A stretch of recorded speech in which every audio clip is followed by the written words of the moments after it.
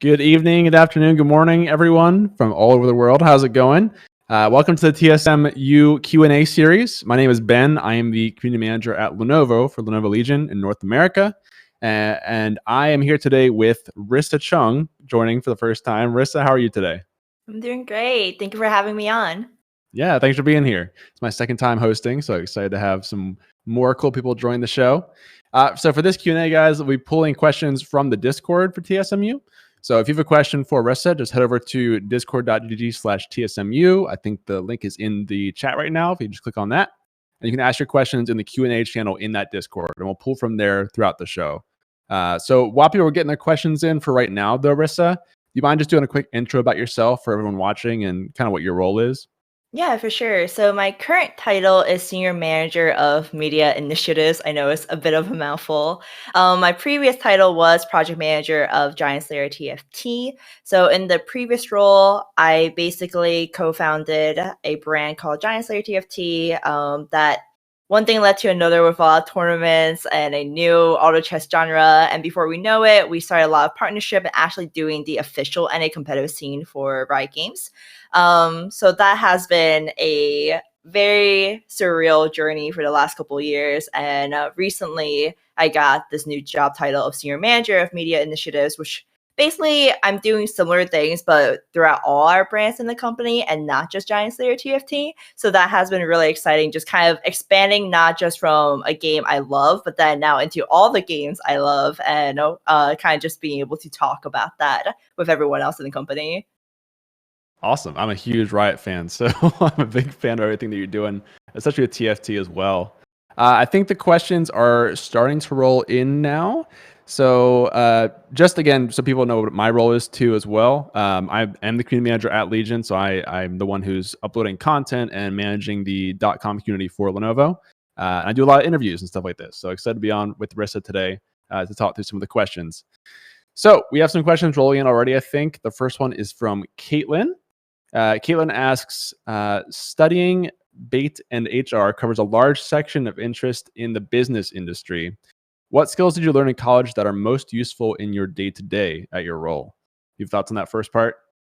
Yeah, so to clarify a little bit for those who is confused of like studying in bait, what does that mean? Is she Me. just baiting people? like, so bait is business analytics and information technology, and HR is human resource. So with that said, another long mouthful. I basically was just like, what would get me a decent, successful career path? I had no specific passion. It was just like business.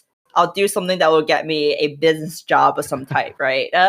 So I went for those 2 degrees, and I have to say that although obviously I did learn things from these degrees, I would say these skill sets are not the core that is driving me into what my position is today.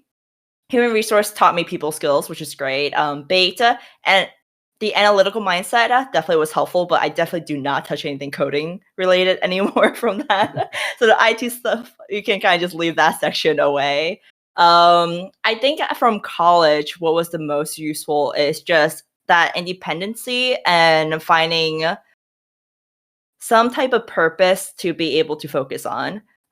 So granted, in school, I was not the most great in attending to all my classes. However, there were certain goals that I would like to tackle of like, hey, this is something I still need to achieve. How can I go about the way and achieving it and making sure if I'm not attending my classes, what am I still doing to setting myself for success? So at those times, I would pursue like internships, or I would make sure I'm still studying on my own, and attending at least the classes where there's exams, right? And just kind of like that time management and being able to kind of like manage my own schedule in that way of things that I do enjoy doing that is still productive, and also if I am putting away other items. So I think that skill set of just being independent in college is what is most useful for my day-to-day job now, because of the fact that I am organizing a bunch of stuff and making sure that I do have to prioritize like what is crucial in making something successful versus these are some items that you can wait until later on to tackle. And I think that's a skill set that is something that college really did help me for. Gotcha. Yeah, I mean, it makes a lot of sense, just the independence piece that you learn going to college. I definitely felt that as well. There was a second part to Caitlin's question, which was, what did you end up learning on the job that you wish you knew earlier? So maybe that you hadn't learned from college, that you learned on the job. Thoughts on that? Everything and nothing at the same time, to be honest. The one thing I love about this job is the fact that I've learned so many new things. I have to say that compared to a lot of my colleagues, I was fairly new to the esports scene. I come from a more traditional business background. Obviously, I love playing League of Legends, a lot of video games when I was younger, but in terms of at least the esports scene, I was not like caught up on all the top pro players and how the like all the competitive circuits worked. So when I first joined TFT, which granted it was a very new game, so I didn't need to go in with the fact of needing to study all the scenes because I was there at the start of the scene. And being able to learn all about the game has been amazing. I do wish to some degree now that I am working on all these other brands that it is a lot to catch up on the history of games that have been here for years and years. That I do think there is a little bit of a learning curve because I really like to dive deep down into a community and really understand like what are the strengths of it and what are things that people are looking to improve within the scene. So I think that that is something that would be helpful prior to this position. However, at the same time, I have my colleagues who are like the knowledgeable people that I can rely on, and they do teach me, and it's also such a fun experience. So hopefully that's not too much of a cop-out answer. That is nothing and everything at the same time, but I would lean towards that esports knowledge for sure. Yeah, I mean, it makes a lot of sense when you consider all the different games that are involved and how long some of them have been going now. One of them really has been going, especially. So, I mean, it makes sense that you can't learn all that stuff ahead of time, probably, in addition to all the actual job responsibilities that you have to learn as well. So, I think that makes perfect sense for sure. Yeah. Next question. Sorry, go ahead. You have thoughts on Oh that? no, you're good. Cool. So the next question is also from Caitlin, who asked, "What made you want to pursue the business of esports in your career versus more established paths, maybe like business, like you were talking about?" Thoughts on that one? Yeah, so I definitely went for the more established paths when I came out of college. I mean, I love gaming, but it's such a it's a world that a lot of people I feel like in college are confused about how what's the right path, right, to get into esports. And so that wasn't my first step in of like, oh, I'm just gonna pursue gaming.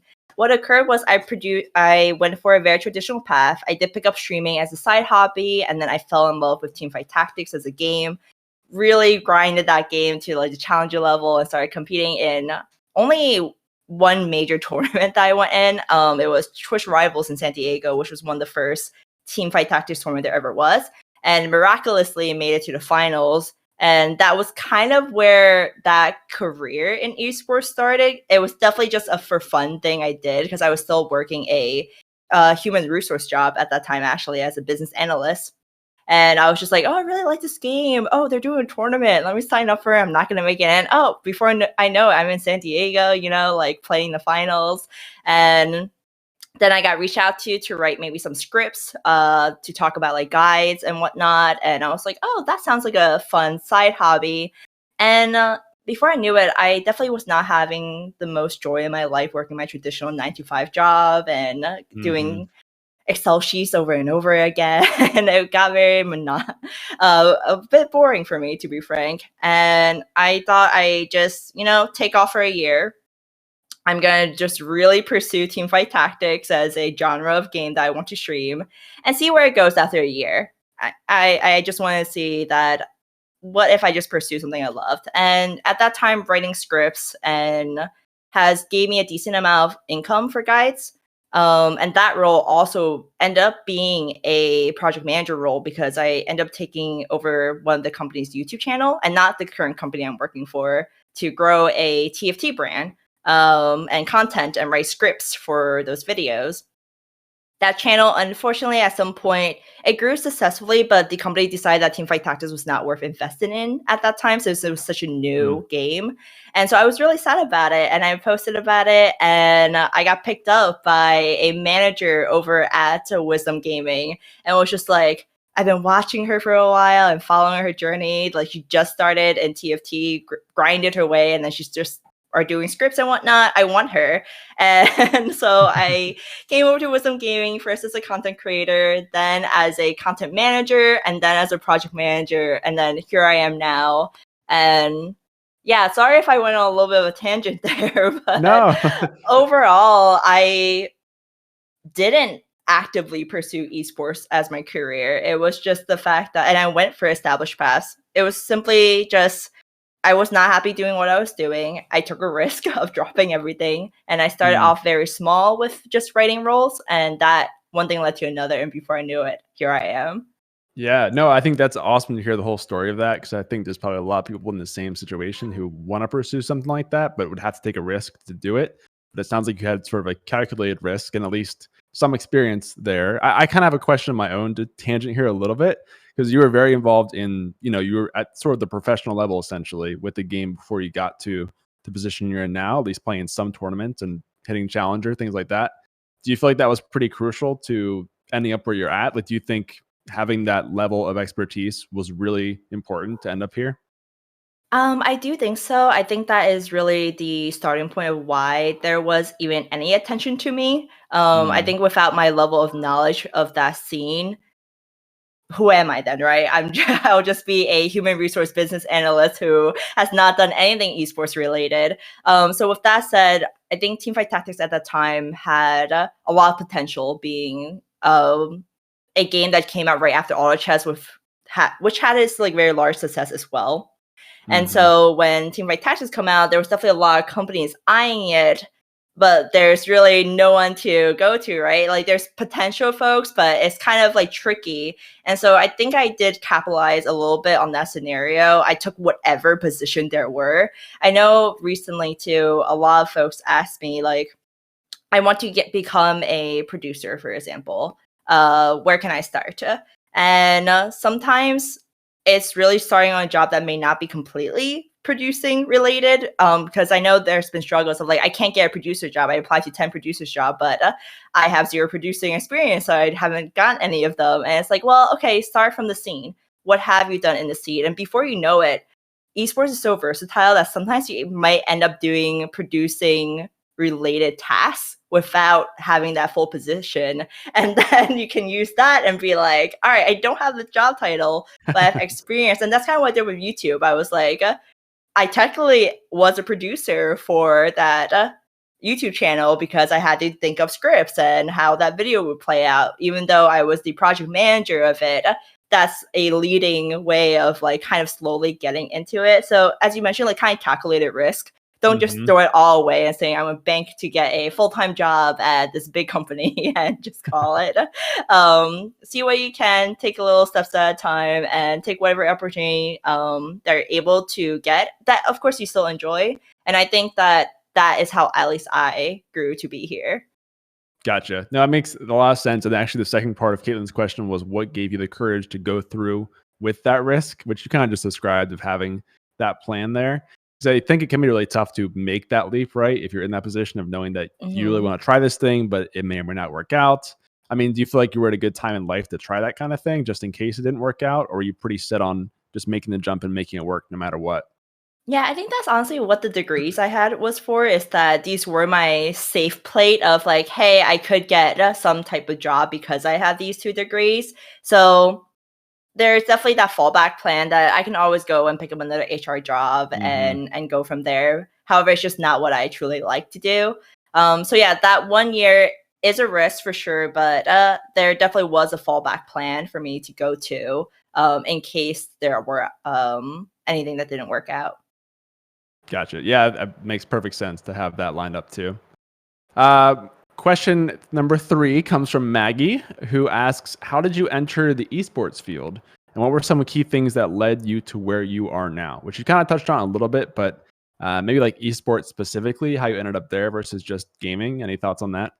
Yeah, for sure. So it was when I was joining as a content creator for Wisdom Gaming. At that time, there was a tournament that we still host to this day. It was Fight Night, and that is just like a weekly small tournament of just 8 players that would have fun, right, and compete. And that was actually another tournament I joined. As how I met the manager of that company, is because she invited me to play into one of them. Which I went 1-1-1 eighth, and then I got second place. Still bummed out on one of those that for that second place. However, to stop going on my tangents there though, Essentially, I saw that there was a huge demand for tournaments. Back in set two, that was when I joined the company. There's been maybe a couple of invitationals here and there. So just like one big event, but there's no actual competitive circuit or focusing on these players that are like masters, challengers, right? There's no reward for them at that time to climb and dedicate themselves so much into the game. And so I happened to be in a challengers Discord at that time, and still am, where I see all these complaints from these like high level players, streamers that was just like, we want tournaments, like give us tournaments. And so seeing how the company does have the capability to run at least small tournaments, I was just like, hey, I want to do something for the end of set two. Like the folks have been begging and asking for it. Like I really feel like this is what they need. And I share the same experience, even though I was very new to esports and only played in one or two tournaments myself. I was just like that motivation is there and we want to compete. So I begged the company, and we're a very small team at that time compared to now of only like 3 to 5 people working on projects. Oh wow. And I was just like, I will do everything. I will think of a format. I'll invite the players. I'll invite the casters. Just let me do this thing. Just give me a graphics package and a director. And they did. They were just like, we love your passion. You know what? Let's make this happen. So got an awesome graphics package, got an awesome director on board. And I reached out to actually the developer, Mortdog. And I was just like really nervous too, because it's my first time actually networking with devs and players. I was just like, hey, you guys, like one more, would you be willing to cast for us? And then, hey, players, streamers, I saw that you guys wanted this thing. I can pull in maybe 1,000 or 2,000 and make this tournament happen. Would you guys be interested? And they were so supportive. Mortdog immediately said yes, which I was really surprised about. A lot of the big players to this day also was really hype about the tournament, talking about it. I know like Soju, he flaked on me actually the day right before, but he's placed in our current tournament, but he was in that he was signed up for that tournament along with many others that also competed in it. And it was called the Set 2 finale. It was a very big success. They even recorded videos for us to promo to everyone. It was such a communicative collab that I never expected. It's still my favorite project to this day.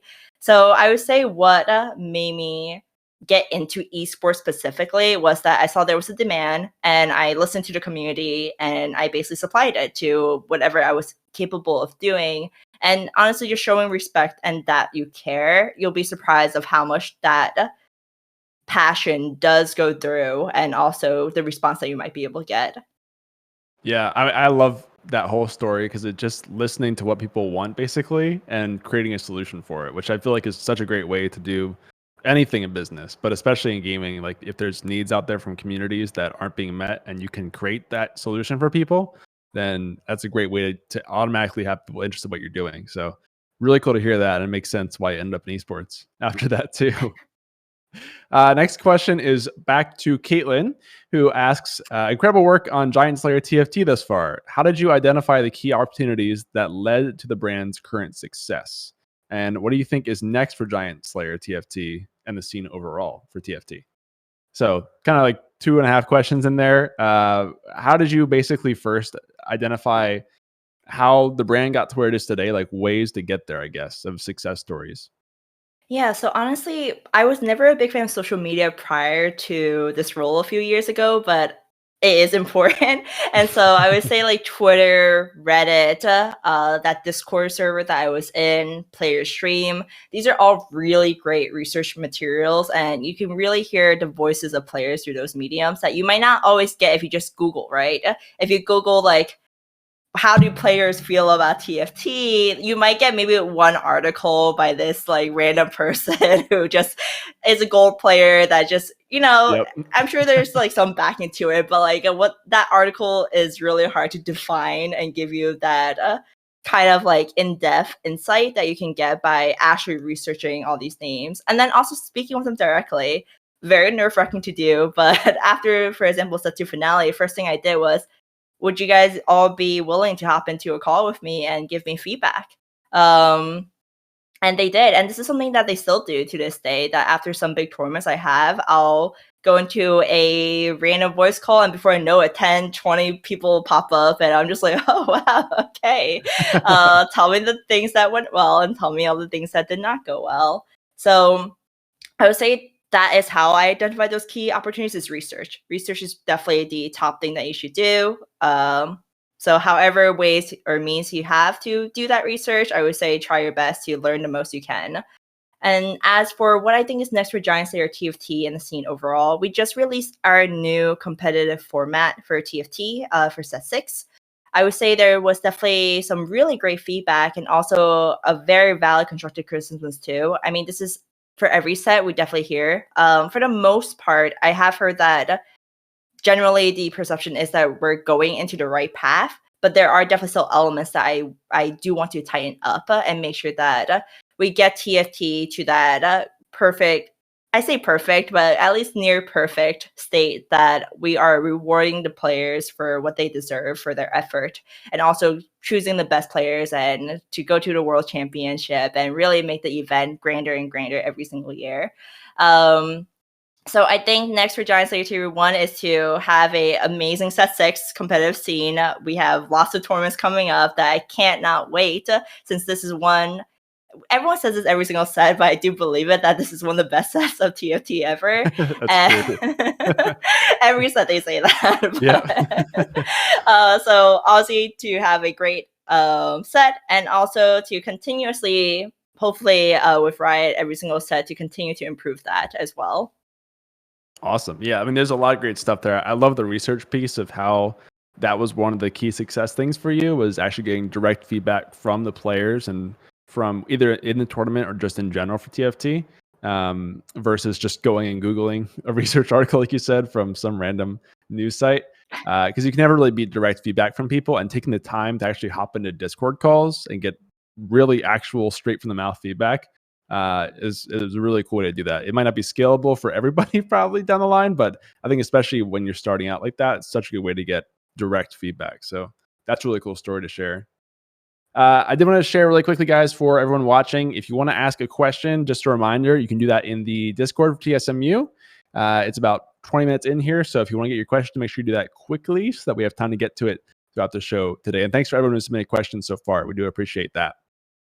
Next question is from Maggie, who says, how can others who are about to graduate / fresh graduates start towards their own esports careers? So any advice for college grads or upcoming grads? Yeah, so I would say look around your area. So a lot of times with esports, there's definitely openings that I see as either internship or even as like a coordinator for a smaller role.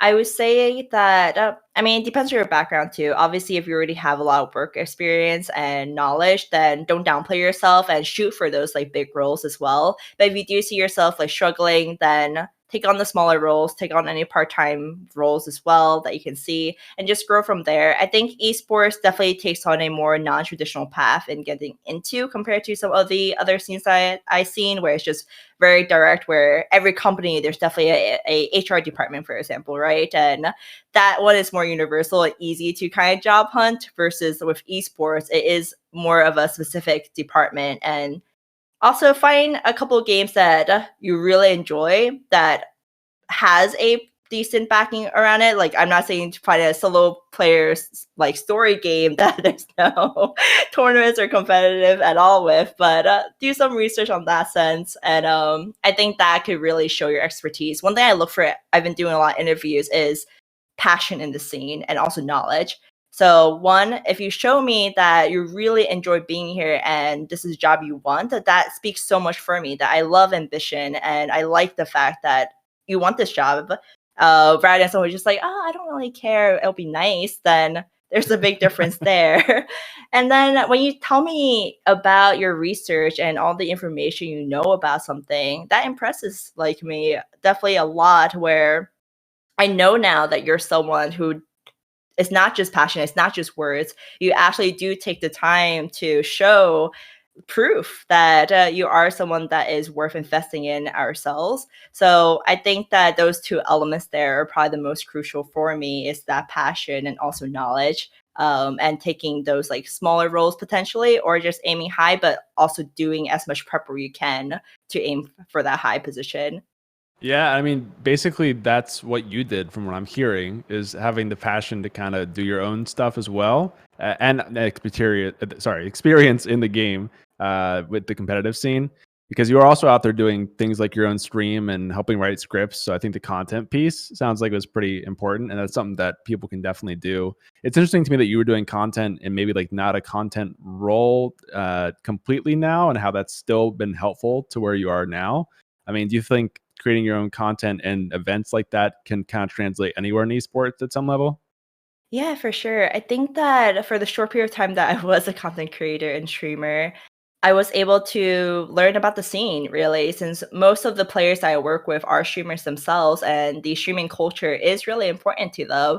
So I think that having that streaming knowledge, at least minimally, that I know the grind with it.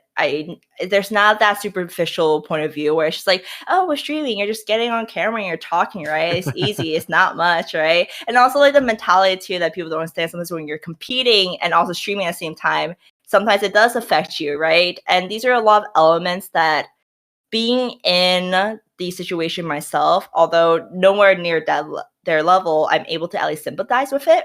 And also because I was a content creator, I began to understand the value of social media. I definitely would not have gotten this job if I didn't have a Twitter, because Twitter was what people saw my post about me being sad of this YouTube channel not being able to have it, and then someone else is like, well, then do my YouTube channel, right? If I just said that out loud to a friend in a Discord DM, no one's gonna know about that, right? So Twitter is a great meme to kind of promote yourself to some degree. When I say self promotion, though, yeah, Twitter and not on someone else's Twitch page or whatnot. Just want to make that one clear because I've heard some misconceptions in the past. And I think just trying to develop some type of following and that network is really helpful. Yeah, I think it's a great point too, that understanding the culture for that is always helpful. Kind of like you just said about talking to the players of what they're experiencing going through it. It's just like the streaming portion. If you've been through it, you can kind of empathize with that. So I think that's a great skill set to learn anywhere in esports, really. Next question is from, I'm going to try to get this right, Shellytron, who asked, how important / impactful has networking been for your growth in esports? Specifically, cold contact with people and brands, or even attempting to connect after only kind of coming into contact with them at events where you aren't directly their point of contact or interacting. So long question, but for networking, cold contact at events is what I'm hearing. Has that been pretty impactful for your kind of career in esports? 100%. I would say cold contacting is how I got started, to be honest. Granted, I was in this Discord server with all these players, streamers, and also Mortdog, but I had no relationship with them. Like, I was not like besties with them. And even my contribution to the group chat, I was fairly shy. So I was not very involved in these like heavy discussions. So yeah, everything from this career was cold contacting, is how I grew this. I think the way that you approach people are very important as well. And that's a skill set from HR that really benefited me here. That when I reach out to others, it's important to not do so with a very strong ulterior motive. I think it's great to be upfront about it, but polite, and also be completely okay with rejection. That's something that is not just for esports, but anyone in general that I've seen is a struggle. Where sometimes people even reach out to me. It's just like, hey, can you please retweet this and do this when I don't know them at all, right? It's just like, can you please like just teach me to organize my entire format for me for the CFT tournament and then also do this? And I'm just like, I don't know you. Yeah, just charity case. That's a big ask versus, hold on, sorry, my cat. All right. Whereas when someone does approach me of like, hey, I know you're busy, this is what I'm doing, and I would love for at least some help with this degree if you have the time, but no worries if you can't. When I get that type of approach, I am much more open to assist, right? If I can. So I say that cold contacting is really important. Honestly, all my friendship and relationship right now in the scene, I would say if I had to put a number to it, 90% of it was cold contact. I did not know anyone. I was like, hi, hope you're doing well. This is a tournament that I'm hosting. These are the details. I would love for you to join, but if not, no worries. And also, if they don't respond, I also make sure I don't like bombard them again, like 30 minutes, an hour, and like, you know, like that secondary response, like, hey, did you see this? There's cold contact is great, but strategies for it is also very important as well. Are you speaking from experience? Do you get a lot of people who just pester hello, or hey? 100%, like a 3 a.m. message, and then tomorrow morning, it's just like, you didn't respond to Oh my me. And I'm gosh. just like, well, I was asleep and it was the weekend. However, So let don't do me that. talk to you. Yes. Gotcha. No, I mean, that's a great question because it can be hard to do that, especially if you're going to physical events and trying to do that. And you're an introvert maybe by nature, trying to put yourself out there. So I think the tips that you have are good, not to just be so transactional and just obviously want something from the other person with nothing back, but trying to make it a nuanced way of doing that and respectful of their time too. So I think great tips for going about that. Yeah, Next like, question. oh, Sorry, do you have sorry. anything else to add? Yeah, it's more of negotiation, if anything, right? To like Yeah. offer something to them. And if you have nothing to offer, be frank about it. Don't be like, oh, well, like, this is a really great event if you do it. Okay, what what's great about it, right? So that's just one thing that I do want to point out, since it's not just my own personal experience, but I have heard a lot of complaints from other people about these situations. So I think it's just Yeah. etiquette that is important to talk about. Yeah, especially if people are getting a lot of requests too, and not just seeming like one of the other requests that's coming in and making yourself stand out a little bit, I think is a Hmm. great point there too. Because especially for some bigger orgs, there's a lot of requests that come in like that. So you have to be careful about it. The next question is from Caitlin, who asks or says, "Congratulations on your promotion to Senior Manager of Media Initiatives." Congrats, also from me. What do you think differentiates you and your work style that allows you to see such growth in your career? Cool question. Anything that you think makes you stand out from other people in your space? Hmm. I think two things. The one would be the HR background, the communication style. No matter how I talk, I try to be very I try my best not to come off as aggressive ever. So even no matter who I'm talking to, right? My talking style is to always make sure they are the most comfortable, and that is something that I have trained a lot for from the HR setting to make sure that no matter how upset someone might be, there's ways to phrase it so that you could come to a better conclusion. The second thing would definitely be my ambition. I would say back when we only had a small team of 2, 3 people, yes, I was given a role of what I should be doing, and I am doing those things, but anything else I want, I make sure I put the effort to make it happen. It's not so much like, hey, I want this to happen, I want that to happen, and expecting freebies to some degree, or expecting my company or anyone else to just make things happen just because I gave a general idea of it. I think that the fact that I stepped in and went in to do a lot of the work for it is how I'm able to grow a team now, so that when I do have an idea, I now have a full team to kind of delegate different things to do. Um, so I would say that ambition, and also that other, I just blanked The out there. HR piece to it. Yeah, the communication style. Yeah, so would be my two things. Gotcha. No, those are both super important, and I think the ambition is a big one because you really have to, in this kind of space, like you said, it's a very new space, so you have to kind of have the commitment to push through with some of it if you really want to get into a job like this, because there's not an established way to get there a lot of times, which TSMU is trying to help with a little bit. But having the determination to keep pushing through and try new things and go through those cold contacts that might not go so well to get to the ones that will. That kind of stuff is super important, I think. So definitely makes sense why it helps you out. Next question, let me get the right one here, I believe, is also from Maggie, who said, "What were some challenges you faced with when you first started GiantSlayerTFT?" So pretty open here. Any challenges you faced initially? Well, the biggest challenge was that there was no competitive format for TFT. Like the point system, there's no definitive, the amount of players, the amount of games, none of that was set in stone. And so there was definitely a lot of research, a lot of experimentation. And I think that was definitely a challenge, and there was definitely pressure just because of the fact that, for example, TFT is a game where the more games you have, technically the better, because there is some RNG element to it. So if you have 100-game sample size, you're really able to see who's doing the best, right? Um, However, with that said, you can't do a tournament and be like, play 100 games, right?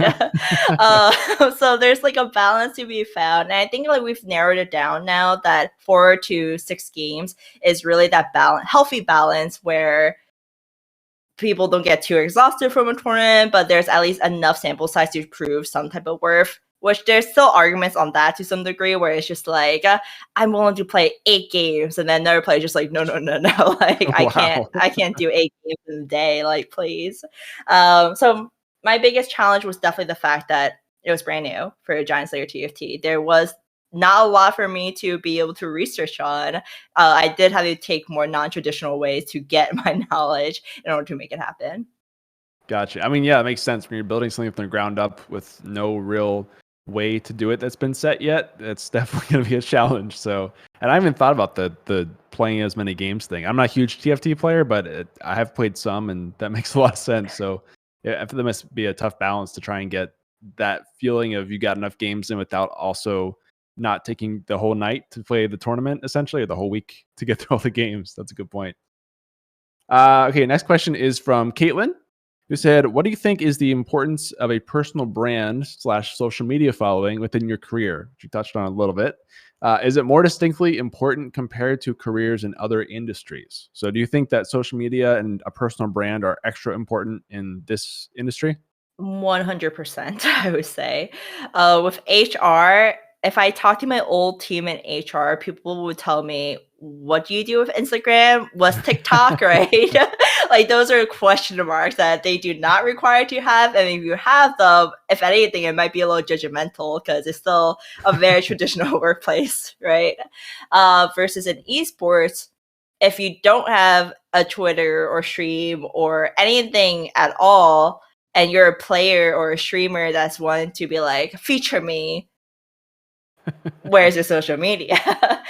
Granted, if you're not trying to go for that like player streamer route, then it's probably a little bit less, but it still is such a big thing because obviously all of us on the team, like we do have social media so that we can follow these players and do this type of research. And also so that we can kind of be up to date on the newses from like teams like TSM or like any other teams out there. Usually they are very active on Twitter or any other social medias. And sure, again, like article, you could get some like a very standout information, but it's really going to be like social media where you can get like that instantaneously information of a new event or whatnot. That's where you can get the most. And also by having a following or social network, there's going to be more eyes on you. Let's just say I was a partner streamer and Twitter person and had like 20K followers. People are going to recognize that and be like, okay, it seems like her insight and knowledge is something that is respected enough that there's a lot of following. And depending on your role, a lot of people might want that. If you built a good reputation for yourself, then regardless, even if this job, I'm not technically a influencer, but by having a large backing, it's going to be able, I hate using this word, but clout to some degree of like being able to bring more attention to events because I can share the next tournament I'm creating and be able to bring some followers to that. And so having at least some social media so that people can get news is important. And also network is going to be another big one. Yeah, I completely agree, especially places like Twitter and even like you said earlier, just familiarity with stuff like Twitch and YouTube and knowing how that piece goes in, even if you aren't creating content there, is so important in the gaming side. So I completely agree. I know you mentioned that social media was also really important for you to kind of get in initially. Do you feel like it was more important coming up to where you are now than it is in terms of getting into the industry? Like, do you use it less now relative to when you were starting to break into the scene? That's a great question. I would say that if anything, I became a lot more efficient in using my social media. Before, Yep. when I first started streaming, I was like, I can't think of creative content. I'm just gonna post when I'm live, and that doesn't really do much.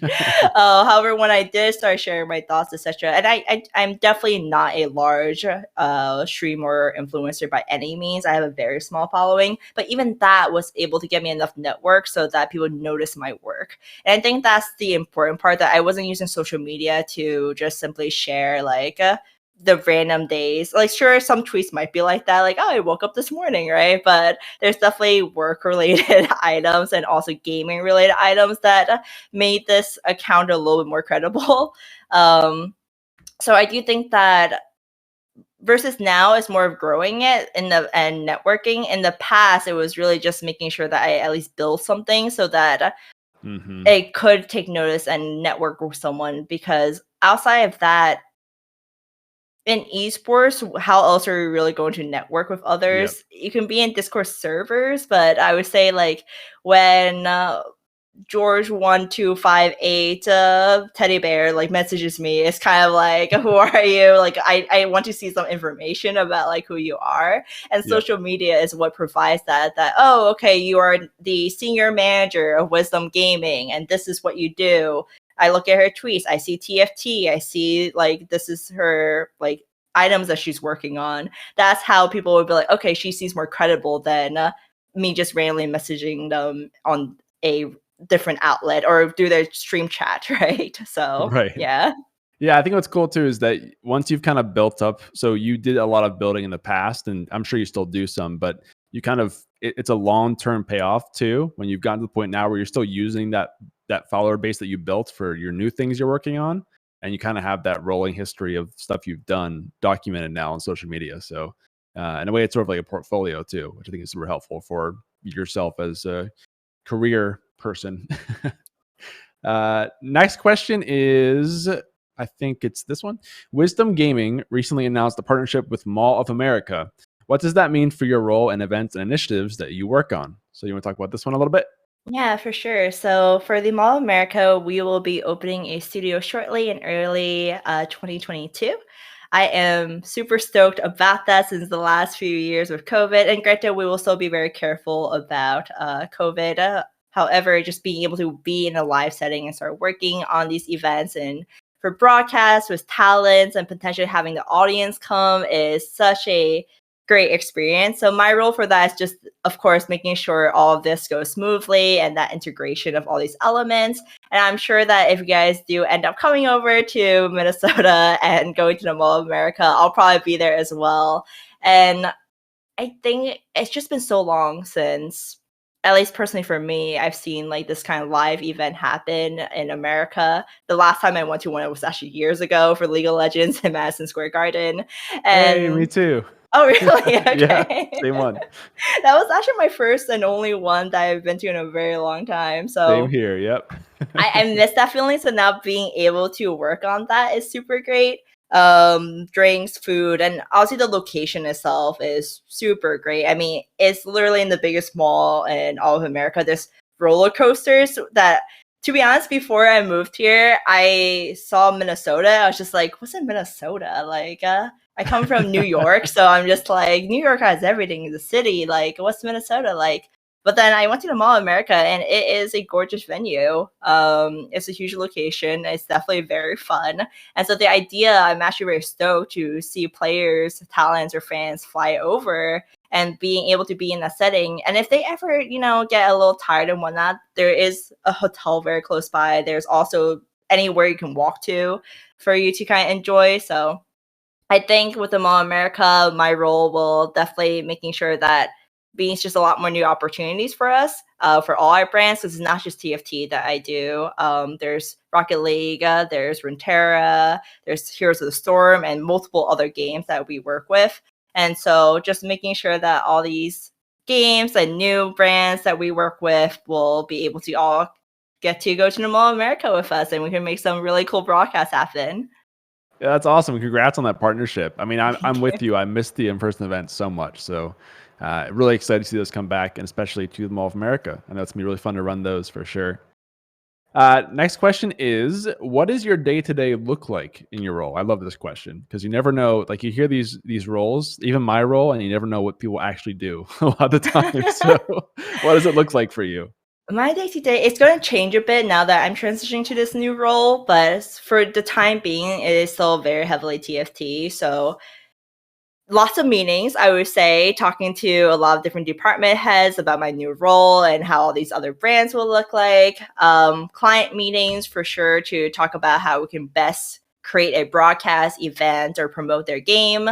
And then I would say when I do have time outside of meetings from like that like schedule, it's sitting down and writing either handbooks, formulating a new proposal of what we can potentially do for a new client, and just a lot more of that kind of like details there. And honestly, I find both of those things a lot of fun. Meetings is always great talking to people and sharing kind of our like ambition. And every single meeting, there's always one person making really nerdy jokes too. So there's always some kind of charm in these elements. And then even after these hours of like talking, being able to sit down and brainstorm is honestly my favorite part as an introvert. I get to just kind of brainstorm, and I'm not the most creative, but finding the logistics and knowing what would make a community happy is a really great feeling. And then building that and then eventually being able to announce it and seeing the results is nerve-wracking, but that payout is something that I can't really get enough of. So my day-to-day meetings and then planning whatever format or broadcast that we're doing, and it's just like a rinse and repeat over and over again. So yeah, but I would say with the new role here, it's gonna shift slightly away from TFT, but more so just okay. I've done a lot of tournament planning. Now let me jump in now to the different departments and see how we can even further improve our brand. So we're not just doing the same thing over and over again. We're adding a new element to everything. Gotcha. No, that's super cool. I think so. Some of it's similar to my role too with community management, but the fact that you got to plan all these events and then announce them and then roll them out to people, it's been super, like you said, nerve wracking, but also really exciting once you're actually done with all the planning and can share all the good news. I'm sure that's really satisfying to work on week or month after month, really. Awesome. Next question is, have you ever experienced burnout? And then any tips for avoiding burnout or dealing with it once you start to feel it? So thoughts on burnout? Burned out in esports is unfortunately a very, very common thing. So yes, I definitely experienced it. I would say there has been definitely events where I work very long hours for, or like it's before you know it, like weeks and weeks and weeks like go by of long hours. One thing that I do have to say that is my company is very generous that they do provide like time off to make sure that you have time to recoup from it. So it's like if I do have a really stressful project and worked a lot of overtime for it, the minute that project's over, they're like, take the week off or something like that, right? It's just like great job. And also even then they'll check in on me too to just be like, how are you doing? Listen to the fact that I am burnt out and seeing like where they can help, or just at least just letting me rant. So for me, what I did is obviously taking the days off when I can. But if you're someone who is unable to do that for any reason, I would say finding a hobby is, I know it's a very tough one. It sounds easier than said. But just finding something that you're able to just relax to in your off hours is so, so important. And setting boundaries to some degree. A big reason why I got burnt out is because of the fact that I kept my DMs open 24/7. So those 3 a.m. player questions, I see it, and I'm like, oh, I must now go and talk about format with them, right? Versus now, I'm like, you know what? If it's between 2 a.m. to 8 a.m., do not disturb mode is on. No more work message, no more seeing that. Granted, there are some like very short turnaround projects, I still keep those on, but for the most part, if it's not supposed to be something super stressful and short turnaround, I set those like time now where I can get my sleep and not, or maybe not even sleep. Everyone's a degenerate in this gaming industry, but at least I can play my games without having to worry about a work question. So set your boundaries, find a nice hobby, be a game or outside of gaming. That could also be really helpful. And take your days off if you get them is Yes. the other one that I heard. Because that can be a hard thing too. If you get the days off, sometimes if like you need to keep working on something, and making yourself step away, at least from people I've talked to. So if you're in a place where you get options like you're at with really good time off, make sure you use those and don't just let those sit there not getting used.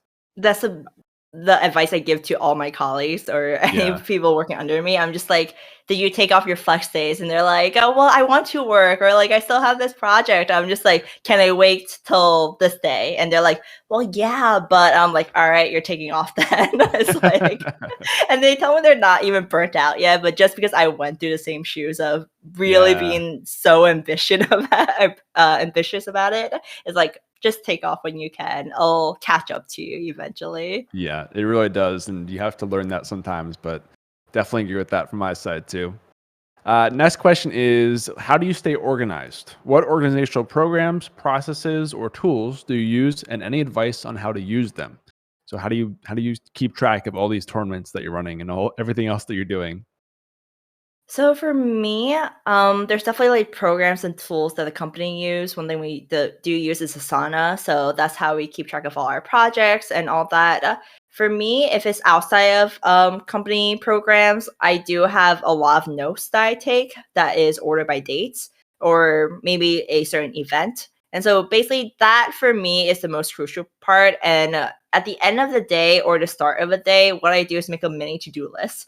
So if I still have to send out a contract, I have to make sure I reply to this player. I kind of just compile that list for me, or I set like deadlines, and I just kind of look back on it every once in a while and just be like, all right, I still do this, do this, do this. And anything that I can't do within that day, I just add it on. So organization is definitely a very unique thing for everyone. It sounds easy, but it could be very tough to do. I say whatever works for you, use whatever program you can see. My notepads are honestly sometimes all over the place, but there's a weird method that works for me with these random dates versus someone else might look at it and be like, what are these notes? Like they're all over the place. Like when I note take, for me, I have keywords during a meeting. So I don't write out like the full sentence of X thing is happening, X here and X that. It's just like, I don't know, like tournament 5. And then like, it's just like very short notes. Yep. And so that is just kind of keywords for me to kind of remember. And then at the end, I might just be like contract to do instead of like doing full things during a meeting that or maybe that is what is needed for some people. But at least that's how I keep track of it. Yeah, I'm kind of the same way, and I've gone back and forth on a bunch of different apps, and I think I just use sticky notes now. Kind of the same thing as you, just taking short bullet points of meetings and things like that. So, like you said, whatever works for you, and trying and trial and error basically until you get to something that works for you.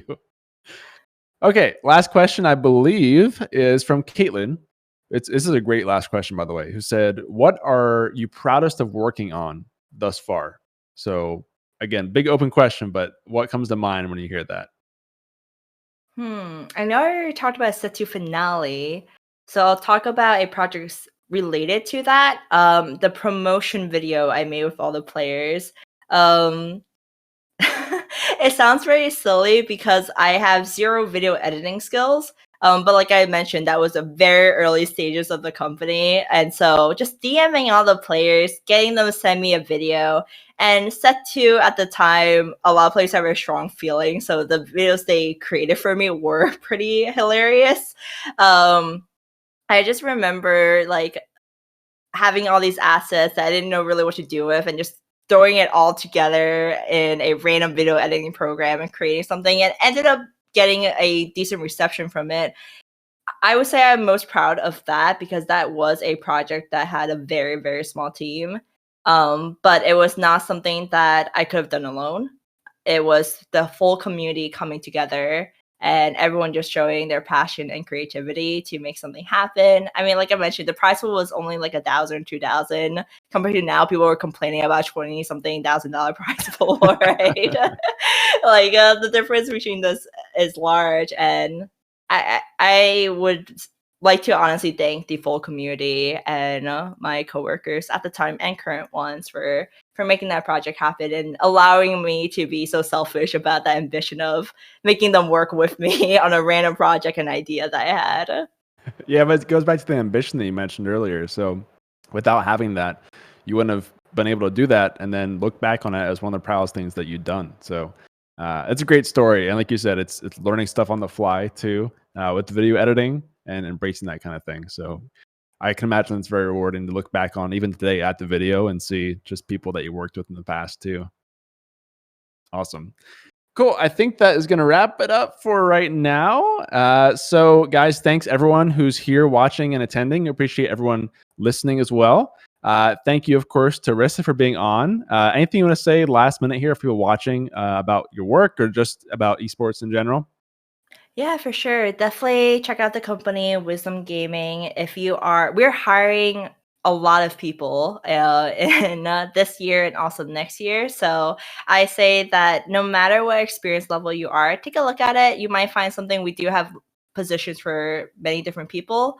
Definitely follow GiantSlayerTFT and any other games. Definitely look at it. I'm gonna be a little biased on that brand, but there are a lot of other brands. And if you do want to message me anytime, my Twitter DMs are open. It's Risica, but no no worries on that one. I don't post very interesting stuff besides just work related. Just as a heads up, but reach out to me anytime and also to our company. So yeah, thank you for having me. Of course. And I mean, you talked about how important social media is the whole time. So make sure you guys go follow her as well in all those places. Also, guys, so the next episode will be next week. Be sure to follow the channel so you get updates on when that is and who is going to be on the show next week. And also, don't forget to jump into Discord if you're not already, which is discord.gg/TSMU. If you want to ask more questions for upcoming guests, get updates on game nights and other interviews, things like that, make sure to jump in there too. I think that's going to do it for all of us today. So thank you again to Risa and everyone watching, and we will see you all next week. Thank you.